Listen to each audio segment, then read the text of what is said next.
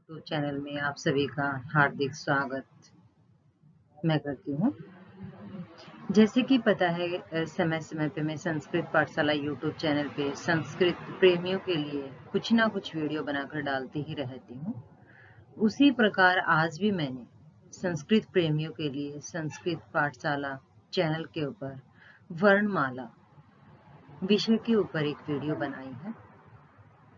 सबसे पहले वीडियो आज के विषय को आगे बढ़ाने से पहले मैं सभी संस्कृत प्रेमियों से अनुरोध करती हूँ कि आप अगर संस्कृत पाठशाला यूट्यूब चैनल पर नए हो तो इस चैनल को सब्सक्राइब करें। आपका एक सब्सक्राइब एक सपोर्ट मुझे मोटिवेट करता है, नई नई वीडियो बनाने के लिए प्रेरित करता है। तो आपका एक मोटिवेट एक सब्सक्राइब मेरे संस्कृत पाठशाला चैनल को आगे बढ़ाएगा।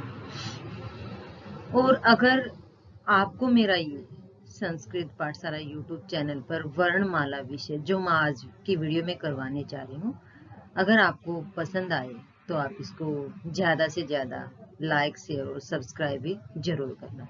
मेरा आप सभी संस्कृत प्रेमियों से यही अनुरोध और आग्रह है। और मैं चाहती हूँ कि जितने भी संस्कृत प्रेमी हैं वो ज़्यादा से ज़्यादा इस संस्कृत पाठशाला चैनल पर विजिट करें, देखें। और अगर आपको ये लगता है कि इस YouTube चैनल पर कोई आप नया विषय पढ़ना चाहते हैं तो मैं वो भी आपको बना के इस चैनल पर अपलोड कर दूंगी। आप कमेंट के अंदर जरूर मुझे बताएं कि आपको क्या विषय पढ़ना है और क्या वीडियो आपको संस्कृत से संबंधित चाहिए है।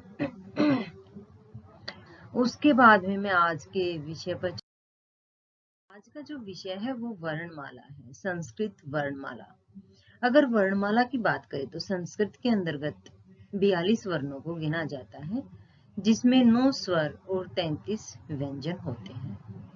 अब 9 स्वर कौन से होते हैं और 33 होते हैं, उनकी अगर हम बात करें तो स्वरों के अंदर हम 9 वर्णों को गिनते हैं जिनको अच भी कहा जाता है। और वो 9 वर्ण कौन कौन से हैं?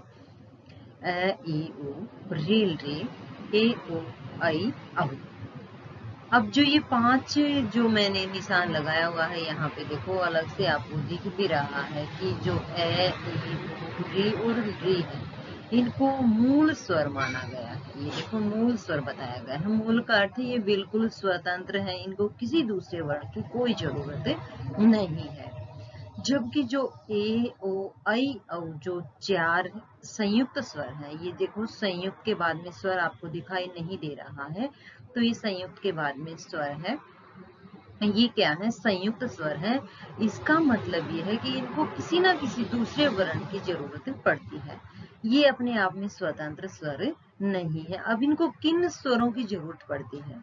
यहाँ पे हमने याद कर लिया कि स्वर हैं, उनको हम अच भी कहते हैं, वो 9 होते हैं।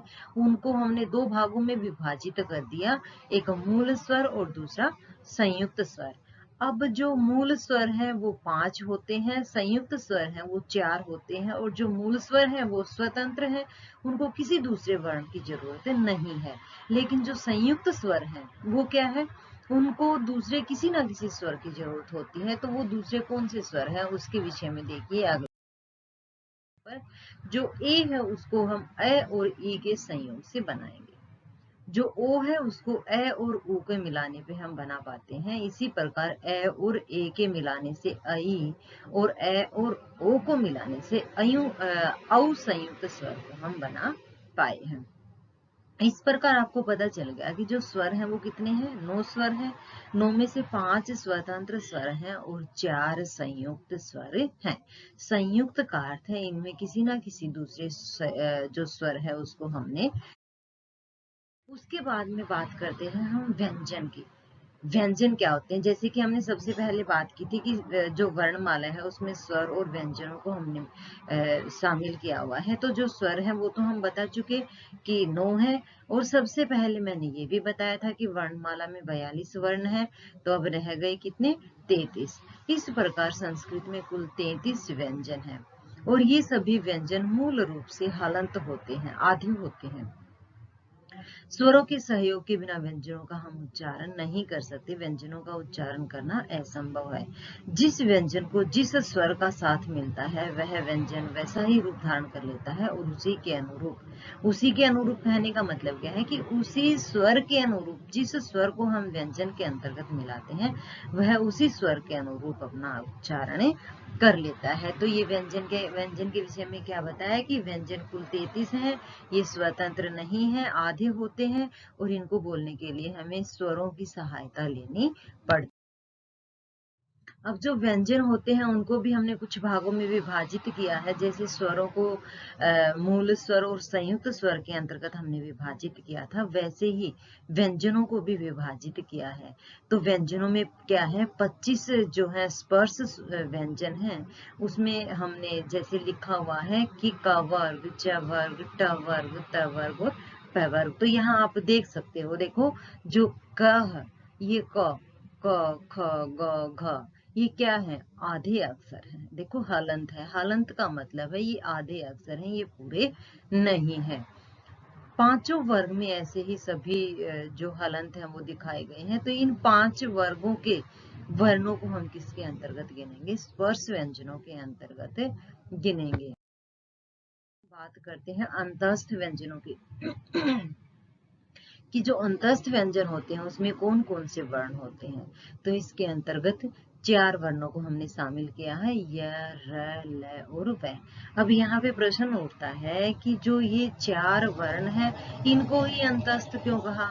इसका मतलब क्या है कि ये जो 4 वर्ण हैं ये स्वरों और व्यंजनों के मध्य में विराजमान है, इसी कारण इनको क्या कहा गया है, अंतस्थ व्यंजन कहा गया है। उसके बाद ऊष्म व्यंजन आते हैं। जो ऊष्म व्यंजन है वो भी 4 ही माने गए हैं। तो उसमें क्या है, पहले तालव्य शकार है, फिर मूर्धा शकार है, फिर क्या है अगला शकार है और हैकार है। तो ये क्या है, ऊष्म वर्णों के अंतर्गत शामिल किए जाते हैं। उसके बाद में संयुक्त अक्षर की बात करते हैं कि संयुक्त अक्षर में कौन कौन से वर्ण आते हैं। तो यहाँ पे अक्षर, त्र और जय, ये तीनों संयुक्त अक्षर के संयुक्त वर्णों के अंतर्गत आते हैं। तो यहाँ पे जो अक्षर है वो हम क और श को मिला के बनाएंगे, त्र है वो त और र को मिला के बनाएंगे, जय है वो जय और य को मिला के बनाएंगे। अब वो कैसे होंगे, हलंत होंगे या स्वर युक्त होंगे, इसके लिए हम अगली वीडियो जो अगला भाग है आपका, उसमें मैं आपको अलग अलग से ये बताऊंगी कि इनको अंतस्थ क्यों कहा गया, इनको ऊष्म क्यों कहा गया, इनको संयुक्त अक्षर क्यों कहा गया और इसमें हमने किस किस को शामिल किया। तो आज जो मैंने आपको वर्णमाला है उसके विषय में बेटा बहुत ही अच्छे से बताने का प्रयास किया है कि वर्णमाला को हमने 2 भागों में विभाजित किया है। स्वर और व्यंजन। वर्ण जो है 42 होते हैं, उनमें 9 स्वर हैं और 33 व्यंजन हैं। उसके बाद में स्वरों को भी 2 भागों में विभाजित करके दिखाया गया है कि जो स्वर हैं उनमें 5 तो मूल स्वर होते हैं और 4 हैं वो संयुक्त स्वर होते हैं। आगे अगर व्यंजनों की बात करें तो व्यंजनों में भी 4 भाग बताए गए हैं। स्पर्श व्यंजनों के अंतर्गत 25 वर्णों को हमने गिना है, कवर्ग से लेके कवर्ग, च्वर्ग, ट्वर्ग, पवर्ग और त्वर्ग तक। उसके बाद में अंतस्थ व्यंजनों की हमने बात की है, फिर ऊष्म व्यंजनों की और संयुक्त अक्षरों की। प्यारे बच्चों, अगर आपको मेरा ये वीडियो पसंद आया, आपको वीडियो समझ आई तो इसको ज़्यादा से ज़्यादा लाइक और शेयर करें। अगर आप इस YouTube चैनल पे नए हो तो इस चैनल को सब्सक्राइब जरूर करें। Have a nice day.